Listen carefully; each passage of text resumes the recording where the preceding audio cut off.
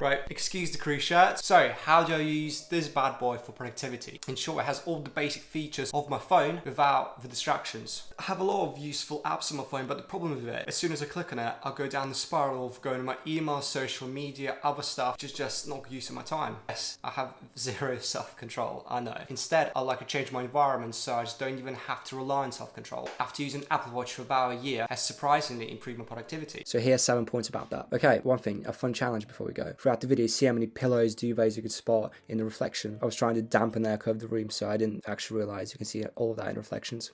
Okay, the first point, the timer. Okay, this might be really simple, but it's very efficient. I like to go by the saying less is more. So instead of me having 10 different apps, I can literally have just one, which is literally just a timer. So for example, if you're at the gym, you want to track your 2-minute rest break, instead of going on your phone and then scrolling for social media, you can literally just set the timer and then breathe during rest period instead. Also, it allows you to time your meditations. For example, during the morning and during the evening, I really like to meditate. So instead of me using my phone for it, I really like to use the Apple Watch because again, I can't get distracted. Also, I really like to use the Pomodoro technique. So work for like 45, 50 minutes and then have a 5-minute break. Again, if you're reading, if you want to time how much reading, maybe in the morning you only can read for 20 minutes, so you can literally time it there. It's a lot easier to use an Apple Watch instead of your phone like this because it prevents you from spontaneously going on other apps which you don't really want to do, like email, messages, etc. The second biggest thing is listen to podcasts and audiobooks. So you want to go for a walk, but again, you don't want to take your phone. Maybe it's early in the morning, so you don't even want to pick up your phone. So what do? You can download a bunch of podcasts and audiobooks on your wrist, basically, and then you can listen to them as you're walking. Obviously, this requires you to have AirPods, which again, this combination is just incredible. Basically, it's a really good way for Apple to kind of engross you into the Apple ecosystem. Okay, another thing is tracking your sleep. So I've recently been experimenting with different sleep tracking apps for a video later on. You're able to actually track your sleep using this Apple Watch. Okay, it might not be the most accurate, but it gives you a general perspective and direction of exactly how your sleep was. And some of these apps actually have like smart wake up alarms. It tracks the stages of your sleep, so it only wakes up at the actual light stages. Okay, another thing, what I'm actually doing right now is the remote camera feature. So for example, let's say you film YouTube videos on your phone. Oh, wow, is that me? I use my Apple Watch.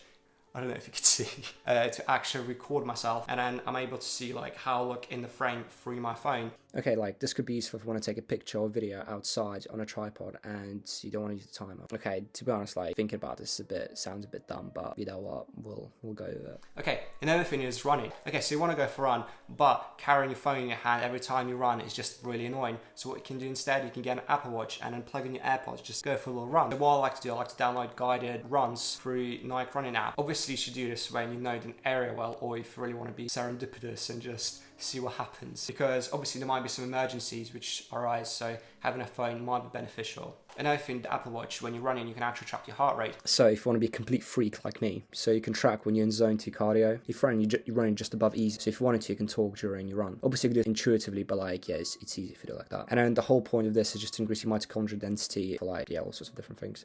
Okay, point number 6 is the habit tracker. The habit tracker is really easy to use with it's on your wrist. So the one I use is called Streaks. Just again, instead of using your phone, you can literally just use this app and allows you to track your habits without really need to use your phone. Okay, another thing is an exercise reminder. So again, this is kind of useful for tracking your activity, kind of like gamifying the experience. And I think this is really good for beginners. So somebody who just wants to spend a certain time of the day just standing or walking or just moving, this will kind of prompt you to actually do that. And again, it's quite useful. And then it reminds you to take a break if you're just sitting on your laptop once in a while.